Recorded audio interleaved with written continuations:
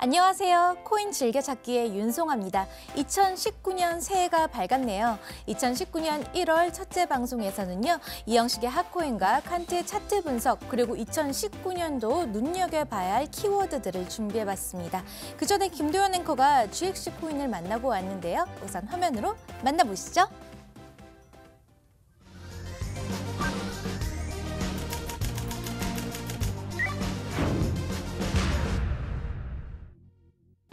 안녕하세요. 코인기업 여기어때 김도연입니다. 오늘 제가 찾아온 곳은요. 게임과 코인이 접목된 회사라는데요. 게임 좋아하시는 분들 모두 시선 고정하세요. 게임을 위한, 게임에 의한 회사라고 합니다. 어떤 회사인지 저랑 같이 지금 들어가 보실까요?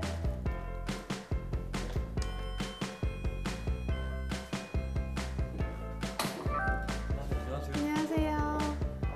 저 들어가도 되나요? 네, 고맙습니다.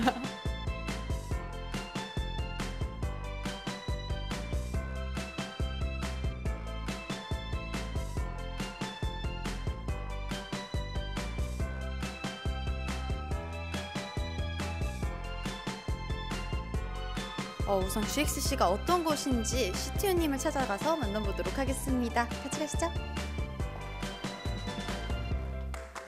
안녕하세요. 안녕하세요. 게임엑스 코인 어떤 건가요?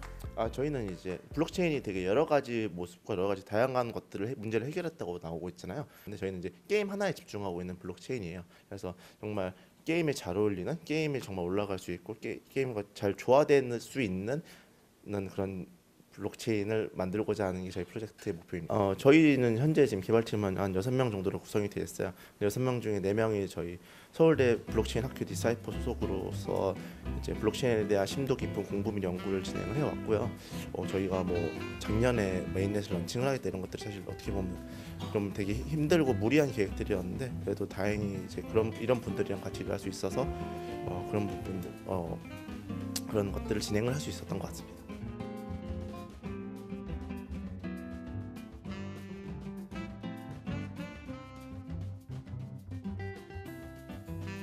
네, 안녕하세요. 저는 게임엑스 코인에서 헤드 오브 블록체인 랩 직책을 맡고 있는 엄지용이라고 합니다. 혹시 메인넷 런칭을 빠르게 결정을 하신 이유가 따로 있을까요?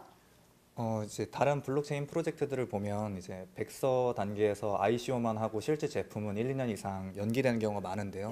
네. 사실 저는 그런 프로젝트들을 보면서 언제 제품을 내는지 그렇게 많이 생각을 했어요. 근데 그 CTO가 저한테 처음 이직 제안을 할 때부터 우리 팀은 그렇게 뭐 돈만 벌려고 모인 팀이 아니라 제대로 프로덕트를 만들어가지고 가치를 창출하는 걸 목표로 하고 있는 팀이다. 약간 그런 제안을 받고 이렇게 들어갔고요. 그래서 저희가 작년 이제 마일스톤에 12월까지 연내에 메인넷 출시를 투자자들과 이렇게 또 저희 제품을 기다리고 있는 유저들한테 약속을 했기 때문에 지금 당장 저희가 구동되는 게임은 없지만 우선 메인넷은 런칭을 약속을 지키기 위해 하였습니다.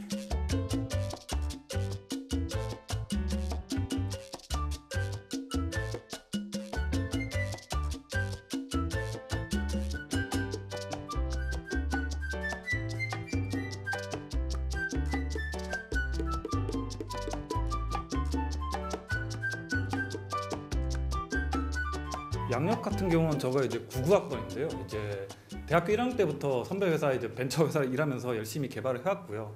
그때 이제 예전에 다모임이라는 어떤 인터넷 동창 사이트도 했었고 잠깐 중간에 외도를 해가지고 하이닉스를 잠깐 다닌 적이 있었고요.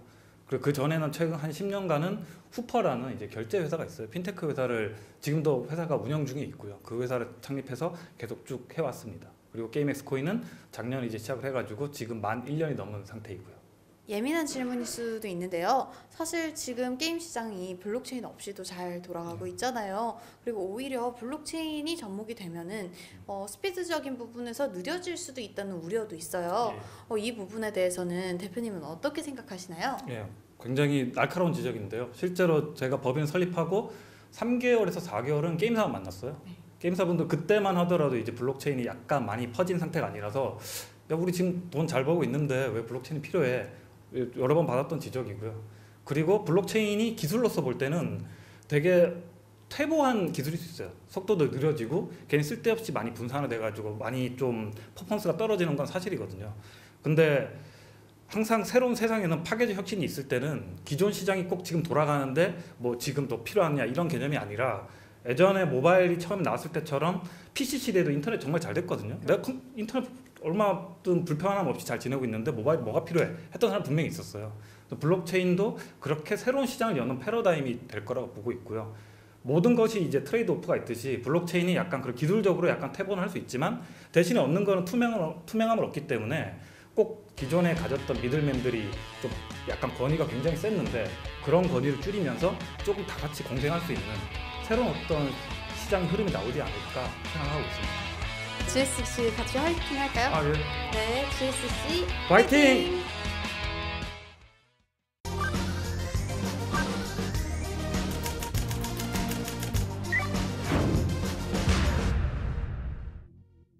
코인 즐겨찾기의 코너 속의 코너 이영식의 핫코인 시간이 돌아왔습니다. 2019년 첫째 주 영식이가 형님, 누님, 동생들을 위해 가져온 코인은요. 댄라리모 형님의 코인입니다. 바로 이오스입니다. 형님, 누님, 동생들을 위한 핫코인 지금 시작합니다.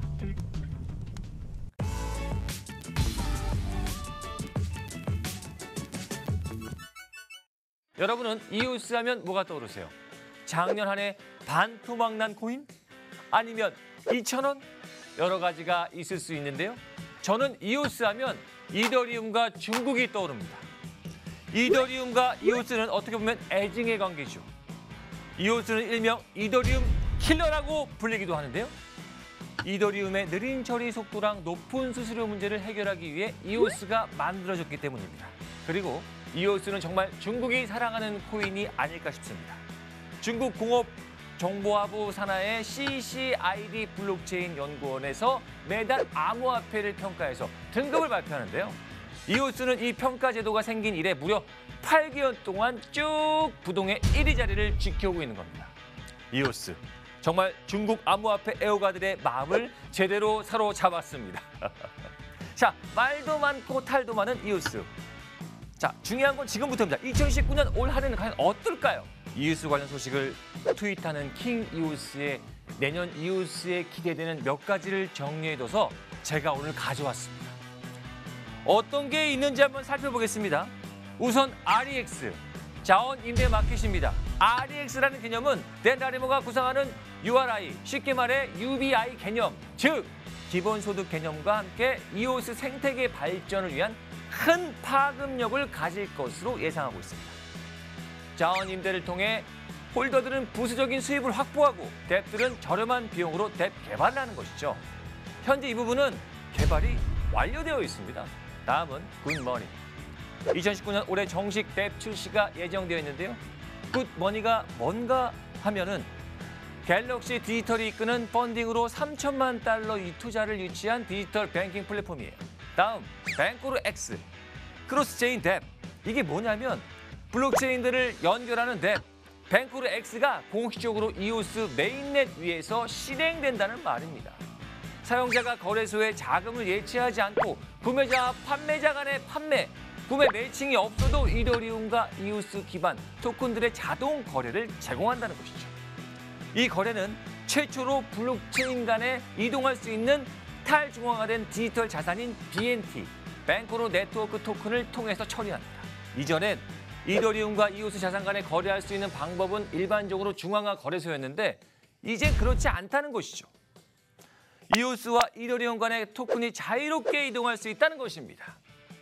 세계 최대의 탈중앙화 유동성 네트워크이지 않을까 싶습니다. ITAM 네트워크는 기본 모바일 게임들과 비교해도 손색이 없는 이오스 기반의 블록체인 모바일 RPG 게임 블루던입니다. 올해 2분기에 출시 예정이죠. 그 외에 이오스를 기반으로 한 SNS 뎁인 스티밋 2.0과 비트쉐어와 이오스의 합성어 BEOS 프로젝트 출시 등 많은 프로젝트들이 계획되어 있습니다. 네, 지금까지 댄라리모 형님의 코인 이오스에 대해서 알아봤습니다. 2019년 올 한 해 기대되는 코인, 저도 이오스 너무너무 지켜보도록 하겠습니다. 여러분 새해 복 많이 받으시고 불금 잘 보내시고 다음 주에 뵙겠습니다. 안녕!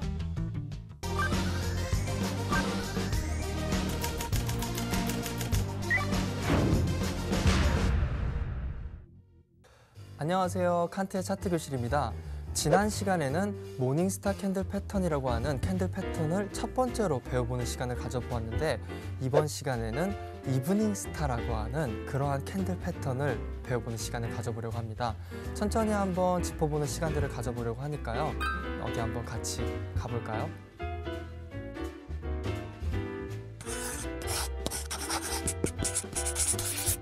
여기 모습을 보시면 제가 준비한 패턴, 이브닝 스타 캔들 패턴이라고 하는 캔들 패턴입니다. 지난 시간에는 모닝 스타 캔들 패턴이었고 이번 시간에는 이브닝 스타죠. 아침과 저녁별 뭐 이런 의미를 가지고 있는데 한번 짚어보겠습니다. 주가의 고가권에서 출현하게 되면 하락 반전의 가능성이 높은 패턴입니다. 지난 시간에 이 모닝스타와 반대되는 캔들의 패턴이죠.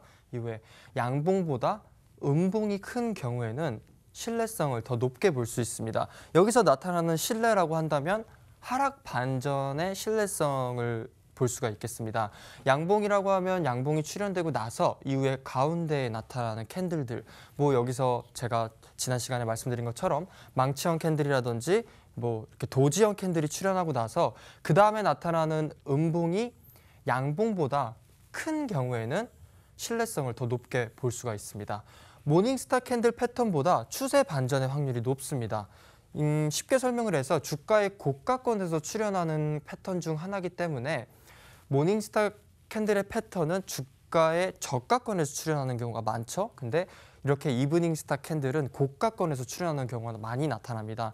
주가의 고가권에서 출현하기 때문에 수익 실현이라든지 저항선에 나타나는 그러한 매도량이기 때문에 추세 반전 확률이 모닝스타 캔들보다 높기 때문에 이런 점들 참고해 나가시면서 차트를 보시면 되겠습니다. 그래서 제가 지금 준비해온 차트의 예제를 보시면 첫 번째로 주가가 어느 정도 상승해 있는 모습을 보실 수가 있고 이후에 양봉과 영망치형 캔들이 출현한 모습을 볼 수가 있죠. 그리고 나서 음봉이 크게 출현한 모습으로서 이브닝 스타 캔들이 나온 모습을 볼 수가 있습니다. 그리고 나서 주가가 한 번 더 하락하고 이전에 나타났던 지지 구간을 지켜주려고 하는 모습들이 나타났지만 끝내 지켜주지 못하고 주가가 하락한 모습을 볼 수가 있죠. 이런 식으로 고가에서 이브닝 스타 캔들의 패턴이 출현하게 된다면 한 번쯤 지지 구간을 테스트 받을 수가 있겠구나, 또는 추가적인 하락의 시작이 될 수도 있겠구나, 상승 반전에서 하락 반전이 될 가능성이 높구나라고 보시면서 차트를 보시면 되겠습니다. 당연히 이후에는 지지 구간들을 깨트리면서 우리가 가장 싫어하는 이렇게 하락장이 연출이 되는 모습들을 볼 수가 있기 때문에 밑에서 매수하신 분들, 저가에서 매수하신 분들은 수익 실현을 할 때쯤은 이런 부분들, 뭐 이브닝 스타 캔들이 한 번쯤 출현할 때는 리스크 관리라든지 익절을 해 나가는 그런 습관을 길러보는 것도 이런 캔들 패턴을 대입해서 도움이 될 것 같습니다. 두 번째 제가 준비한 자료를 보시면 이브닝 스타 캔들의 패턴이 출현을 하였고 이후에 다시 모닝 스타 캔들 패턴이 출현하면서 주가 반전을 해 나가는 모습들을 제가 이제 정리해 놓은 모습인데 첫 번째로 보는 것처럼 지지 구간을 한번 설정해 놓은 곳들은 이런 식으로 계속 유용하게 사용할 수 있기 때문에 설령 내가 이 구간을 매수하지 못하더라도 이후의 흐름을 한번 보시고 저항을 막고 있는 모습, 지난번 예전에 제가 이제 알려드렸던 삿바형 캔들이 출현하면서 주가가 한번 주춤할 수 있다 이렇게 설명을 드렸고 이후에 이브닝 스타 캔들의 패턴이 출현하면서 이런 부분들은 저항을 막고 있는 것을 보실 수가 있죠. 이후에 나오는 조정 구간에서 지지 구간이 설정될 때 2차 매수를 해도 늦지 않다. 우리가 상승할 때 꼭 매수하면은 왜 그런 거 있잖아요. 매수했을 때 왜 주가는 내리고 매도했을 때 주가는 오를까? 그런 심리를 반대로 조금만 기다리고 내가 설정한 지지 구간을 기다리게 된다면 이런 식으로 매수할 수 있는 기회들은 충분히 있기 때문에 뭐 여태까지 배웠던 캔들 패턴, 그리고 이브닝 스타 캔들 패턴, 모닝 스타 캔들 패턴 이런 것을 가지고 매매 대응 전략을 세워볼 수 있기 때문에 이런 식으로 차트를 대입해 나가시면서 공부하시고 매매 전략을 세워 나가시면 될 것 같습니다. 오늘은 이브닝 스타 캔들 패턴이라고 하는 패턴을 알아보았는데요. 주가가 상승하고 있을 때는 방심하지 않고 언제든 하락할 수 있다는 것을 유념하시면서 공부할 때와 매매할 때 도움이 되셨으면 좋겠습니다.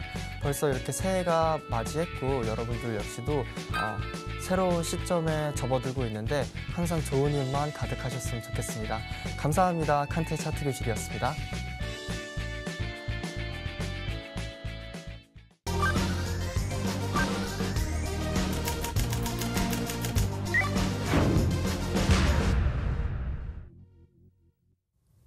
네, 코인 진담 시간입니다. 오늘은요, 암호화폐 시장에서 눈여겨봐야 할 키워드는 뭐가 있는지 알아볼 텐데요. 오늘 저희와 함께 이야기 나눠볼 게스트분들을 소개시켜 드릴게요. 블록패치의 김근영 대표님이십니다. 안녕하세요. 예, 안녕하세요. 반갑습니다. 시청자 여러분. 2019년 새해가 밝았는데요. 올해에는 이루고자 하시는 일들 다 이루시고 새해 복 많이 받으시기 바라겠습니다.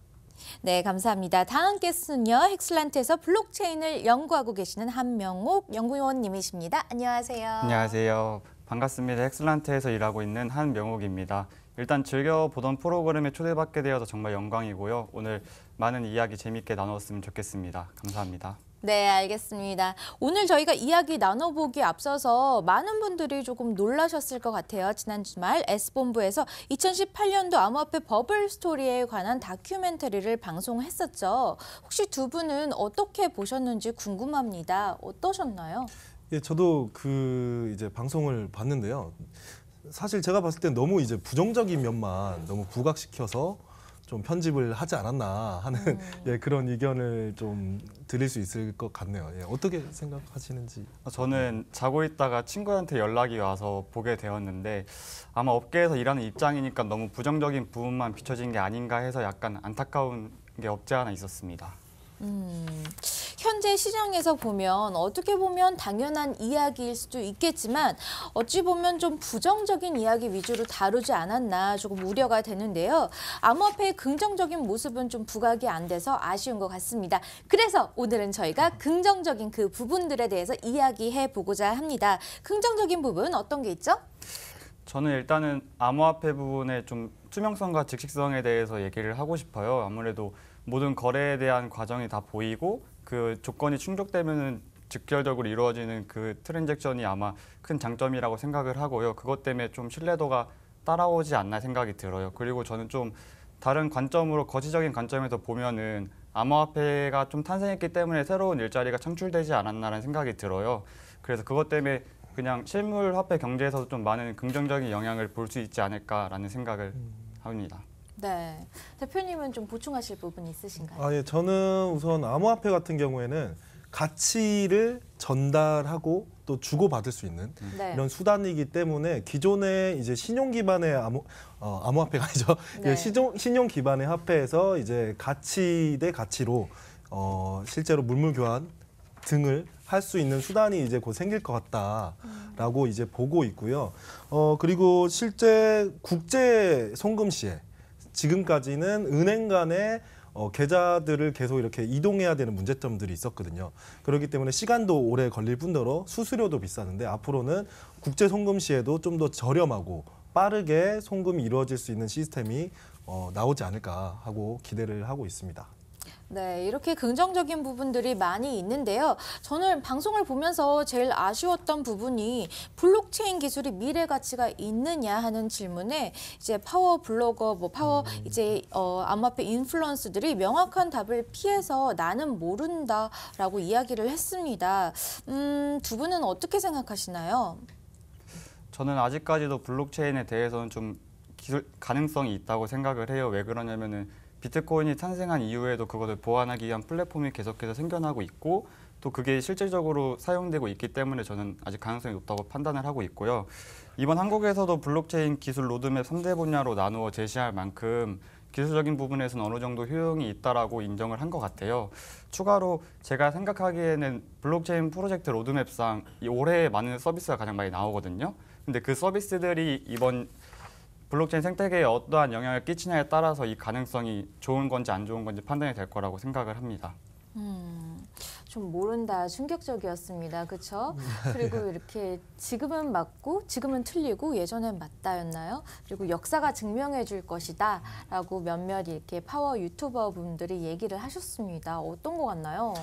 사실 지금 가격적인 측면 때문에 네. 암호화폐 시장이 많이 안 좋다. 또 블록체인 기술은 뭐 쓰레기다. 이런 의견들도 좀 많이 나오기도 했는데요. 사실 블록체인 같은 경우에는 이제 기술적인 측면에서 금융, 결제, 보안, 뭐 게임 등등에 이제 결합이 되어서 실제 서비스들이 나올 수가 있는 분야거든요. 그런데 이 블록체인 기술은 아직은 가능성이 많다라고 말씀을 드릴 수 있는 게 뭐 확장성 문제라든지 아니면 여러 가지 기능적인 측면에서 앞으로 보완해야 되고 또 개발해야 될 그런 부분들이 많거든요. 그렇기 때문에 이게 저장 장치에 좀 비유를 하자면 제가 저장 장치에 이제 비유를 하는 이유는 블록체인 기술 자체가 이제 저장 방식 중에 하나라고 말씀을 드릴 수 있기 때문인데요. 지금은 저희가 컴퓨터에서 테라바이트 단위의 하드디스크를 쓰고 또 이동식 디스크를 쓰는데 블록체인 기술은 거기에 비유를 하자면 예전에 저희가 썼던 플로피 디스크 그리고 CD, 한 CD 정도 단계에 왔다고 생각되고요. 그렇기 때문에 기술적으로도 앞으로는 발전할 그런 가능성이 많다라는 부분을 첫 번째로 들 수 있겠고 그리고 암호화폐 전체 시가총액으로 좀 따졌을 때는 삼성전자 시가총액에도 미치지 못하는 지금 한 100조 한 중반 정도 되는 그런 시가총액이기 때문에 앞으로는 발전 가능성이 많다라는 부분을 좀 긍정적으로 저는 말씀을 드리고 싶습니다. 너무 부정적인 이야기들만 나오면 안 좋잖아요. 그러게요. 이제 4차 혁명이 시작되고 그리고 블록체인과 암호화폐의 시대가 열리고 있는데요. 아직 초기라서 그런지 많은 사기들이 있는 것 같습니다. 그건 어떻게 보면 우리가 잘 몰라서인 것 같은데요. 그래도 방송 중에서 저는 좋았던 부분은 ICO 스캠 관련 정보는 참 유용했던 것 같아요. 투자자 여러분들도 해당 ICO가 실제 비즈니스를 진행할 수 있는 기업인지 잘 따져봐야 하고요. 그리고 블록체인 기술이랑 전혀 상관이 없는데도 8만여 명이 투자를 했잖아요. 이런 피해 소식에 대해서 자세히 한번 들어갔는데 그런 부분은 좀 좋았던 것 같습니다. 근데 올해는 좀 안 들려야 될 텐데 이런 맞아요. 뉴스가 투자자들이 이런 경우 어떻게 하면 좋을까요? 일단은 ICO뿐만 아니라 실물 투자에 관해서는 여전히 신중하게 투자하는 게 맞고요. 근데 ICO에 관련해서는 아무래도 실제적으로 보이는 게 없어가지고 더욱더 신중해야 하는 건 저는 맞다고 생각을 해요. 아무래도 투자자들이 ICO 프로젝트에 투자를 하려면 볼 수 있는 게 백서라서 저희 팀도 항상 생각을 해보면은 Y 블록체인인가를 가장 중요시해요. 이 프로젝트가 과연 블록체인이 필요한가 아닌가 아니면 블록체인이 없어도 서비스가 운영이 가능한가를 가장 많이 생각을 하는데 아무래도 프로젝트가 블록체인이 필요 없어도 운영이 가능하다면 그거는 말했듯이 좀 스캠의 가능성이 높아요. 그리고 이 인플루언서와 같이 요즘은 리뷰어들이 좀 많아요. 백서에 관련된 그런 리뷰어에 관해서도 한두 명 보는 게 아니라 여러 명을 봐서 의견을 참고하는 것도 좋은 방법이라고 생각을 합니다. 백서가 보통 사람들이 백서를 맹신하는데 백서도 많이 바뀌는 경우도 있다 그러더라고요. 근데 백서가 사실 바뀌기도 하고요. 요즘에는 백서를 이제 대신 써주시는 그런 분들도 굉장히 많기 때문에 이제 백서만 가지고 투자하는 시기는 지났다고 볼 수가 있고요. 그리고 작년 같은 경우에는 백서 한 장만 가지고 엄청난 금액을 모았던 이상한 프로젝트들이 많은데 이제는 그런 프로젝트들은 좀 많이 사라지고 있을 것 같아요. 왜냐하면 요즘엔 정말 좋은 프로젝트들도 모금을 하기 굉장히 어려운 시기에 이제 왔다고 말씀을 드릴 수 있기 때문에 그런 것 같고 아까 말씀하셨던 그런 블록체인 기술이랑 전혀 상관이 없는데도 굉장히 많은 사람들이 투자를 한 경우 그런 경우에는 사실 투자를 한 사람들도 문제라고 저는 생각을 하거든요. 왜냐하면 결국에는 뭐 알아본 적도 없고 그리고 직접 그 전문가들과 어떤 상의도 없는 상태에서 묻지마 투자를 했다고 저는 생각하기 때문에 그 부분은 투자하셨던 분들 같은 경우에도 조금 반성해야 될 부분이 아닌가 하고 생각을 좀 해봅니다. 네, 저도 방송에서 보면서 어떤 할아버지들, 이제 아저씨분들이 이렇게 투자를 하라고 이야기를 하면서 블록체인 기술은 아니야라고 물어보니까 모르지만 우리 솔직히 옛날에 투자할 때 반도체가 뭔지 모르면서 투자하지 않았냐. 그런 거와 같은 거다라고 이야기를 하시더라고요. 옳지 않다고 생각하시죠? 네, 저도 옳지 않다고 생각을 해요. 그렇기 때문에 이런 미디어 같은 블록체인 미디어들이 얼마나 블록체인을 알리느냐가 좀 중요하다고 저는 생각을 하고요. 이런 좀 아무래도 블록체인은 어려운 기술이다 보니까 사람들이나 그 할아버지 말씀들처럼 이해를 못 하시는 경우가 많다고 생각을 해요. 그래서 좀 더 쉽게 정제한 데이터를 가지고 언론에 보도를 하는 게 저는 더 맞다고 생각을 합니다. 물론 반도체 기술 저도 딱 들어봐서 공부한다고 알 수 없을 것 같지만 블록체인 기술 우리가 일반인들이 공부를 해도 알 수 있는 거는 맞죠? 사실은 제가 생각했을 때는 네. 블록체인 기술 같은 경우에는 일반인들이 이해할 수 있는 정도로 네. 이제 이해하시면 되고요. 그리고 실제 뭐 코딩을 한다든지 아니면 스마트 컨트랙트, 많은 분들이 이제 스마트 컨트랙트 같은 경우에도 뭐 영리한 계약이다 이렇게 생각을 하실 수도 있는데 쉽게 표현하면 그렇고 사실은 그 코드들을 가지고 어떻게 구현을 하는 부분을 스마트 컨트랙트라고도 하는 거거든요. 그러니까 이해하기 쉽게 그냥 받아들이시면 될 것 같고 너무 구체적으로 들어가기에는 사실은 전문가분들, 정말 개발자분들 같은 경우에도 아직은 연구 단계에 있는 경우도 많아요. 그렇기 때문에 어떠한 기술들인지를 너무 깊게는 사실 일반인 분들께서 알 수는 없을 거라고 저는 생각을 하고 있습니다. 네, 알겠습니다. 저희가 그럼 S본부 프로그램 이야기는 이쯤에서 마무리하고요. 올해가 이제 첫 방송인 만큼 올 한 해 암호화폐 시장에서 어떤 부분들을 주목해야 될지 정말 궁금한데요. 두 분이 생각하시는 2019년도 키워드는 어떤 게 있을까요? 우선 연구원님부터. 올해 제가 생각하는 키워드는 STO하고 스테이블 코인입니다. 이거는 올해의 키워드라기보다는 작년 하반기부터 이어져 온 키워드인데 아마 네. 이 두 키워드가 암호화폐 시장에 엄청난 변화를 이끌지 않을까라는 생각이 듭니다. 그러면 2019년은 STO의 한 해가 될 것이다 라는 말 저도 많이 들었습니다. 현재 국내 기업들도 STO 프로젝트를 많이 추진하고 있는 상황으로 들었는데 지금 어느 정도 와 있나요? 이게 ICO 흥행이 작년 초보다 좀 이렇게 줄어들면서 많은 프로젝트 팀들이 대안으로 STO를 많이 참가하기 시작을 했어요. 그러면서 덩달아 STO 이슈가 많이 커졌는데 아직 ICO와 마찬가지로 정부의 규제가 이렇게 적다 보니까 국내에서 진행하는 팀들은 많이 적은 상태예요. 컨퍼런스나 미드업을 열어가지고 관련 정보를 제공하는 행사들은 많지만 아직 프로젝트는 많이 적은 상황이라서 크게 움직임이 포착되고 있지는 않아요. 근데 아무래도 국내에서 어려우니까 많은 기업들이 해외에 나가서 STO를 진행하는 경우가 많은데 그게 대표적인 예가 빗썸하고 3G1의 협업이에요. 네. 이거를 얘기하기 전에는 STS라는 라이센스를 얘기를 해야 되는데 미국 SEC의 말에 따르면은 디지털 자산을 중개하는 플랫폼을 하기 위해서는 ATS 라이센스를 취득을 해야 돼요. 근데 이 ATS 라이센스 취득하기 위해서는 다른 나라 기업이 취득하기는 매우 어렵고 미국에 있는 나라도 미국에 있는 기업도 취득을 하려면 많은 비용과 돈이 필요해요. 그래서 빗썸과 같이 ATS 라이센스를 가지고 있는 기업들하고 협업을 한다던가 아니면 코인베이스와 같이 그 ATS 라이센스를 가지고 있는 회사를 인수함으로써 STO를 진행하는 움직임이 현재는 많이 보여지고 있습니다. 네. 혹시 보충할 분 있나요? 사실 그 STO 같은 경우에는 유명한 프로젝트 중에 이제 폴리메스 같은 경우에는 이제 STO를 도와주는 그런 프로젝트라고 볼 수도 있는데요.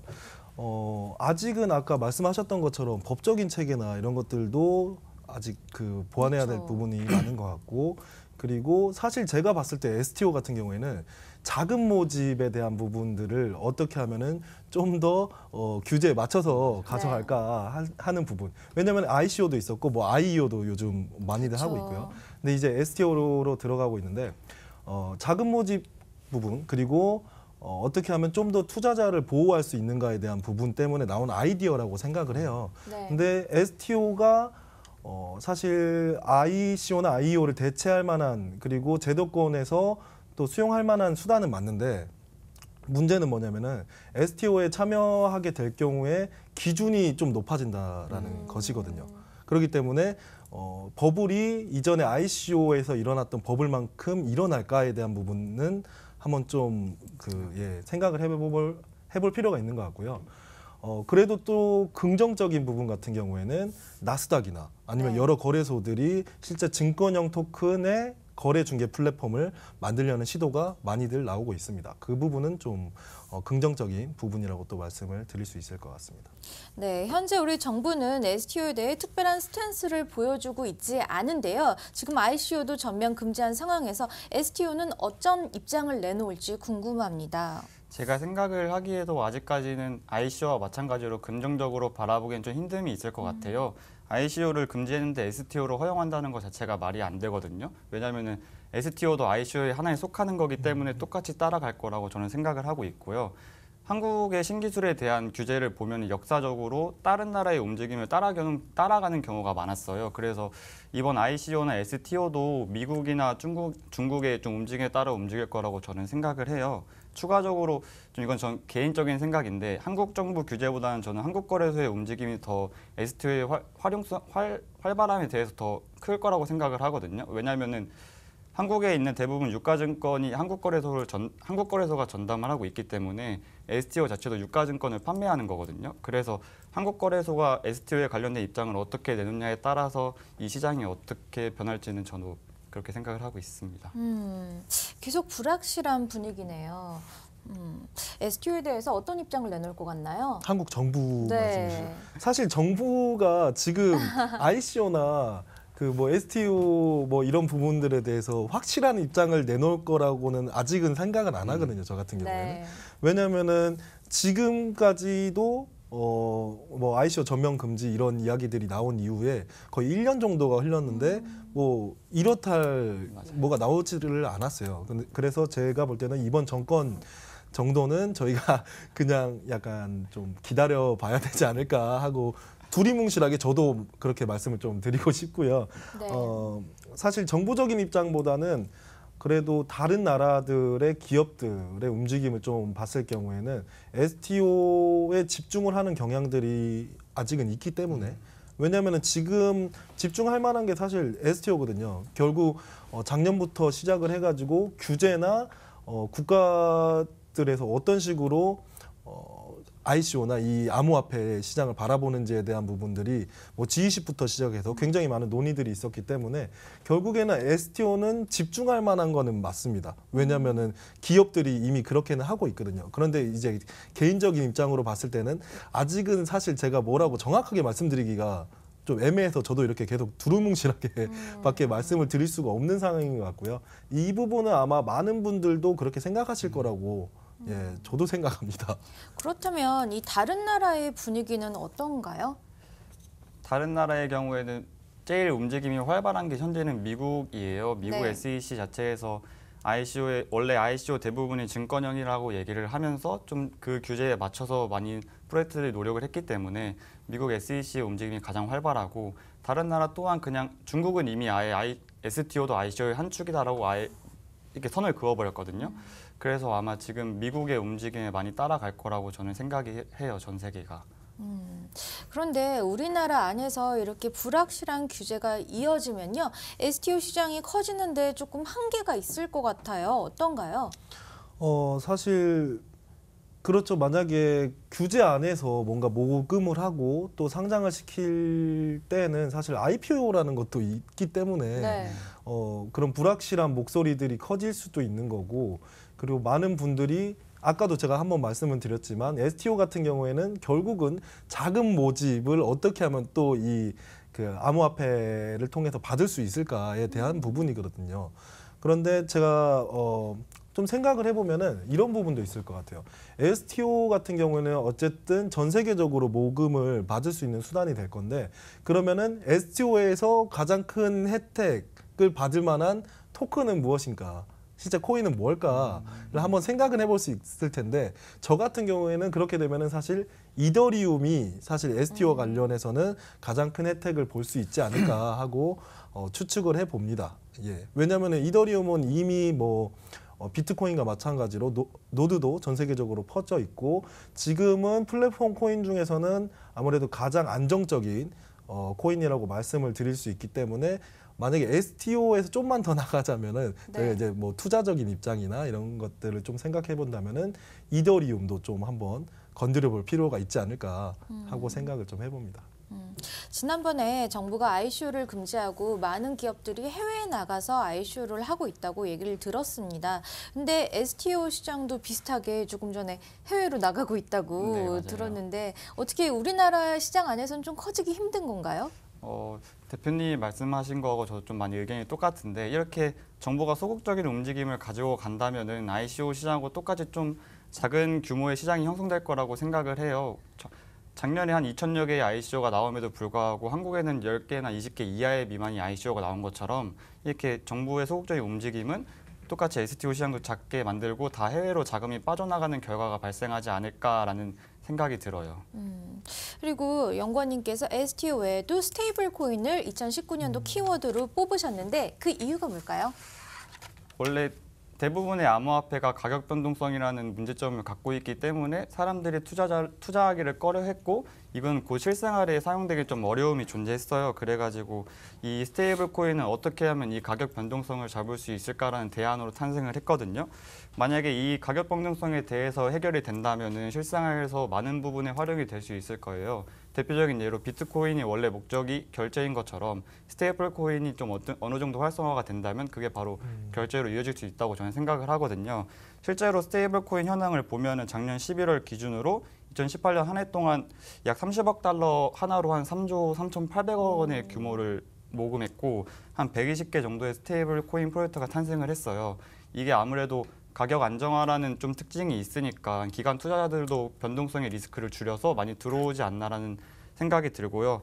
이게 스테이블 코인하고 제가 STO와 같이 끌고 가는 이유가 STO가 발전함에 따라 스테이블 코인이 발전한다고 저는 생각을 해요. 왜냐하면은 STO 자체가 기존 회사의 주식이나 지분이나 아니면 디지털 자산을 나눠서 이렇게 판매를 하는 건데 담보를 두고 판매를 하는데 스테이블 코인 발행 그 방법을 보면 어떠한 형태의 담보를 두고 발행을 하거든요. 이 형태 두 개가 많이 유사해서 아마 이 둘의 시너지가 나야 좀 암호화폐 변화에 좀 시장 변화가 나타나지 않을까라는 생각을 합니다.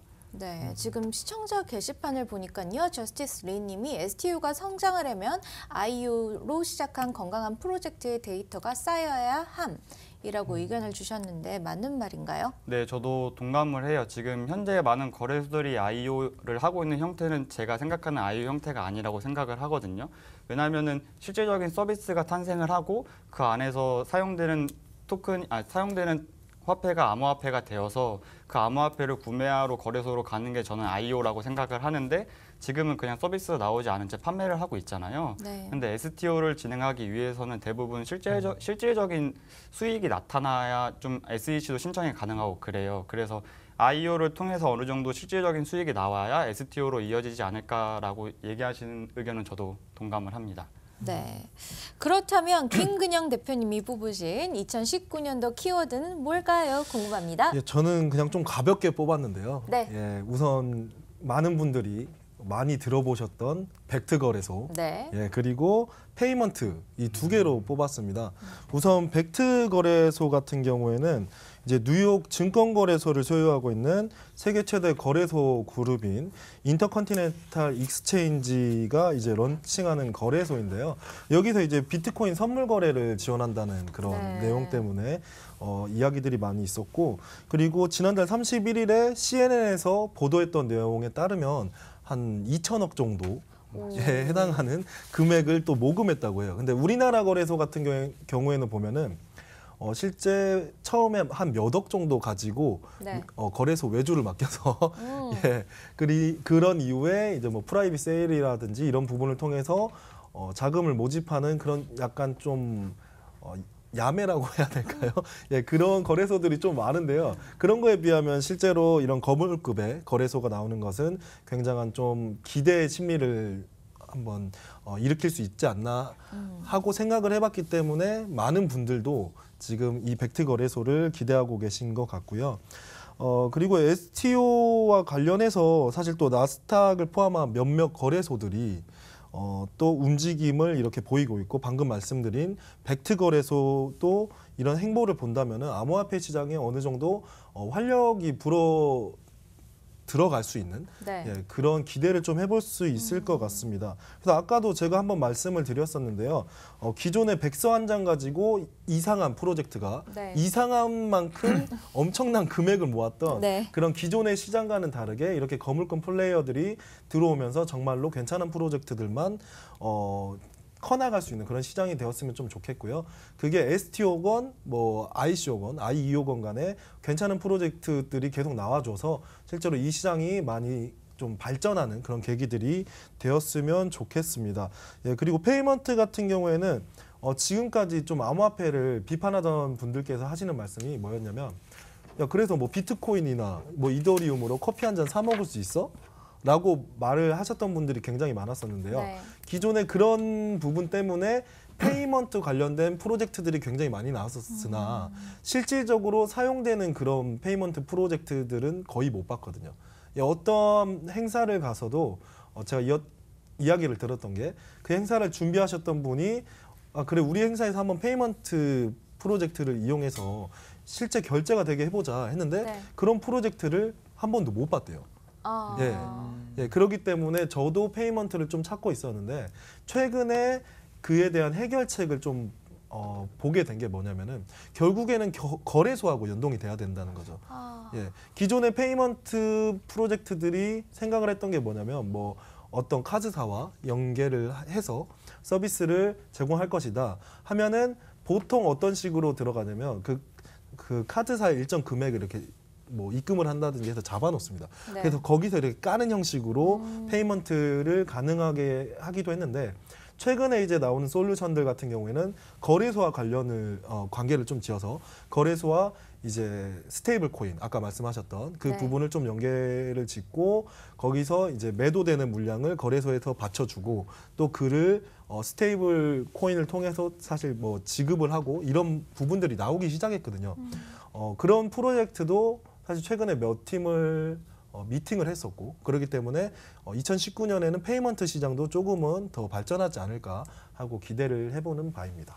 네, 제가 재작년이었나요? 작년 여름이었나요? 그때 아시아경제TV에서 비트코인으로 일주일 살아보기라는 프로그램을 통해서 미국 샌프란시스코에 가서 이제 비트코인으로 생존을 해본 적이 있었는데 그때는 비트코인으로 결제할 수 있는 어떤 쉬프트 카드, 데빗 카드 뭐 이런 신용카드도 있었고 그리고 또 편의점에서 달러를 직접 이제 뽑았던 기억들도 나요. 근데 그 신용카드들은 스톱될 수밖에 없었던 건가요? 단지 암호화폐 가격이 오르락내리락 하기 때문일까요? 일단은 제가 생각을 하기에는 가격 변동성이 가장 크다고 생각을 하고요. 만약에 10초 전에 이제 결제를 했는데 10초 뒤에 만약에 10만 원, 20만 원 올라 있으면은 둘 다 네. 어느 한 부분은 무조건 손해를 봐야 되는 입장이라서 그거를 오래 가지고 갈 수 없다라고 저는 생각을 해요. 그리고 아까 말씀하신 것처럼 그거를 해결하기 위해선 담보를 둬야 되는데 그 담보를 어느 층에서 댈 거냐라는 문제가 계속 나올 것 같아가지고 그런 카드들은 요즘은 좀 불가능하다고 생각을 하고 그거에 대안이 요즘 나오고 있는 게 선불 카드인데 한 5만 원어치 암호화폐를 미리 입금을 해놓으면은 그게 가격이 오르든 내리든 5만 원의 가치를 유지를 해요. 저희가 스타벅스 기프트 카드 같은 느낌으로 요즘은 많이 나오고 있어서 그거를 시작으로 아마 그 카드 결제에 또 다른 세계가 열리지 않을까라고 저는 생각을 해요. 네, 말씀 듣고 있는 와중에 지금 시청자 게시판에 이화라 님이 작년입니다라고 얘기해 주셨어요. 저희 애청자신가 봐요. 너무나 감사합니다. 제가 좀 정신없이 열심히 살다 보니까. 그리고 우리나라의 편의점에도 ATM 기계가 이제 나온다는 뉴스를 봤습니다. 너무 기뻤어요. 이제 비트코인을 이제 하나로 이렇게 뽑을 수 있다면 우리나라 편의점에서 많이 달라질 것 같나요? 달라질 것 같긴 한데 사실 그 뽑는다는 것 자체가 네. 어떻게 보면은 제가 볼 땐 그냥 그분들의 그 사업이거든요.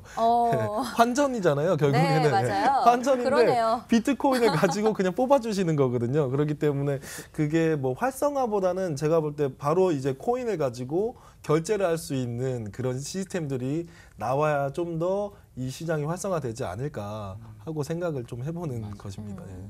그래도 우리가 아직 주최할 때 왜 대리비나 이런 거는 꼭 현금으로 드리잖아요. 맞아요. 그런 것처럼 이렇게 비트코인을 현금화하고 그럴 수 있다면 그래도 조금 그러니까 실생활에서 쓰여지는데 도움이 되지 않을까 네, 뭐 이런 맞아요. 기대는 해보긴 합니다. 네.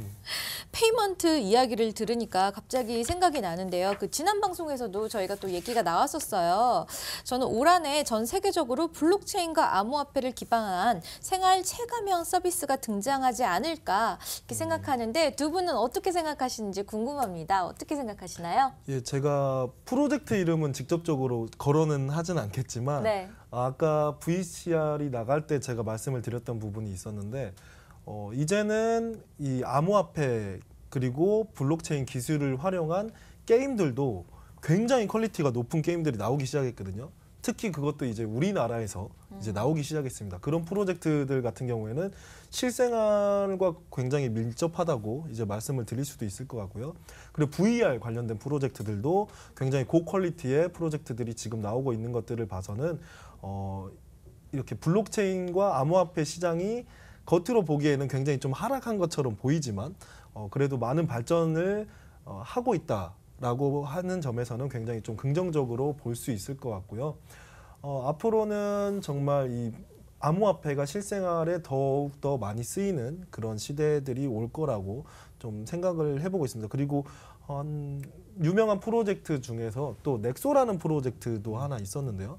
그 프로젝트 같은 경우에는 실제 담보를 잡고 대출을 해주는 그런 프로젝트였는데 제가 알기로는 너무나도 이게 잘 돼가지고 네. 대출을 너무 많이 해준 거예요. 아. 예, 그렇기 때문에 제 생각으로는 최근에 한 스테이블 코인과 연합한다라는 이야기가 있었는데 네. 그게 정말 좀 운용이 잘 돼서 그런 게 아닐까 하고 생각을 좀 해보는 바입니다. 앞으로는 그런 프로젝트들이 더 나오겠죠. 예. 혹시 보충하실 부분 있으신가요? 저는 앞서 얘기했지만 대부분 로드맵상 올해 가장 많은 서비스가 나와요. 이게 서비스가 나와서 암호화폐 사용처가 늘어나야 저는 많은 활용성이 나타난다고 생각을 하거든요. 네. 제가 하루에 한 백서를 적어도 이제 많은 두세 개를 보는데 아무래도 그 많은 백서에 나와 있는 서비스들이 올해 많이 나온다고 생각을 하니까 설렘이 없지 않아 있긴 하고요. 그런 서비스가 어느 정도의 저희 진짜 생활에 정착을 하느냐에 따라 이게 이제 블록체인이 진짜로 허구가 아니다, 이게 허상이 아니다라는 말이 나올 것 같아서 많은 기대감을 갖고 있습니다. 네, 저희 시청자 게시판에 슬기님이 비트코인은 자산 개념이고 스테이블 코인은 페이먼트 개념으로 쓸 확률이 높다고 생각합니다. 라고 이야기를 했는데 지금 이야기 나눈 부분과 비슷한 부분인 것 같습니다. 저희가 2019년도 암호화폐 시장 키워드를 뽑아봤는데요. 키워드를 뽑아보면서 이제 마지막으로 2019년도 전망에 관해서 한번 이야기를 한번 해볼게요. 먼저 대표님부터. 2019년도 같은 경우에는 이제 암호화폐 옥석 가리기가 어느 정도 되는 그런 시기라고 생각을 합니다. 아까 말씀드렸던 것처럼 실생활과 관련된 뭐 게임이라든지 엔터테인먼트라든지 혹은 텔레콤 관련된 그런 프로젝트들이 이제 나올 텐데요. 그렇게 기술력 좋은 프로젝트들이 나옴으로써 이전에 나왔던 좀 안 좋은 그런 네. 스캠성 프로젝트 그리고 실제 개발을 하지 않는 프로젝트들은 좀 많이 걸러지고 이 시장에서 많이 떠나갔으면 네. 하는 바람이고요. 개인적인 바람으로는요. 예, 그를 통해서 좀 더 건전하고 성숙한 암호화폐 그리고 블록체인 시장이 되었으면 하는 바입니다. 네, 연구원님도 전망 한 말씀 부탁드릴게요. 좀 세게 말하면은 아마 2019년이 블록체인의 전망을 가리게 되는 해라고 저는 생각을 해요. 이게 아무래도 가격 하락으로 인해서 많은 사람들이 기대감이 많이 떠나갔고 그거에 대해서 좀 기대감을 키우려고 많은 프로젝트들이 노력을 하고 있기 때문에 그 노력하고 있는 프로젝트 팀들의 서비스가 어떻게 나오냐에 따라 블록체인이 앞으로 나갈 수 있느냐 없냐라고 저는 생각을 하고요. 가격적인 부분에서는 제가 어떻게 얘기할 수 있진 않지만 그래도 이렇게 하락장이 계속되지는 저는 않을 거라고 긍정적이다? 긍정적으로 생각을 하고 있습니다. 네, 저희가 어느덧 아쉽지만 마칠 시간이 됐습니다. 오늘 이렇게 연구원님은 처음 저희 방송에 맞아요. 출연하셨는데 어떠셨나요? 처음이라 좀 긴장이 많이 됐었는데 아무래도 많은 좋은 얘기 나눠서 정말 저도 공부가 되었었던 것 같아요. 다시 한번 제가 리포트 썼던 거 한번 복기하고 새로운 트렌드 듣고 하는 게 저한테는 매우 도움이 된 것 같고요. 다음에도 이런 자리 있으면 한 번 더 초청해 주시면 많은 얘기를 나누도록 하겠습니다. 네, 감사합니다. 김균영 대표님도 마지막으로 시청자 여러분께 한 말씀 부탁드릴게요. 예, 알겠습니다. 사실 제가 계속 거듭 말씀드리는데요. 올해 같은 경우에는 정말 좋은 프로젝트들이 많이 나올 거라고 생각을 하고 있고요. 저희도 사실 행사들을 가끔 하는데 그런 행사에도 괜찮은 거래소나 괜찮은 프로젝트들을 좀 많이 초청해서 네. 실제 다른 분들에게 좀 소개시켜드리는 그런 시간을 많이 가졌으면 좋겠고요. 그리고 최근에 제가 발견했던 좀 좋은 프로젝트가 하나 있는데 네. 반타라는 프로젝트인데 우리나라 프로젝트예요. 네. 제가 우리나라 프로젝트들 중에 좀 좋은 프로젝트가 나오길 기대하는데 그 프로젝트 같은 경우에는 뭐 한양대학교, 오라클, 마이크로소프트 이런 곳들과 연계된 프로젝트가 있습니다. 이 프로젝트 같은 경우에는 그래도 좀 주목해볼 만하지 않을까 하고 제가 꼭 조만간에 한번 모셔볼 그런 프로젝트라고 생각을 하고요. 그런 프로젝트들이 한국에서 굉장히 좀 많이 나와서 우리나라가 블록체인 그리고 암호화폐 시장을 이끌 수 있는 그런 나라가 되기를 좀 희망해 봅니다. 네, 감사합니다. 저희가 황금돼지에 이렇게 첫 방송 여러분과 함께 할 수 있어서 너무나 감사하고요.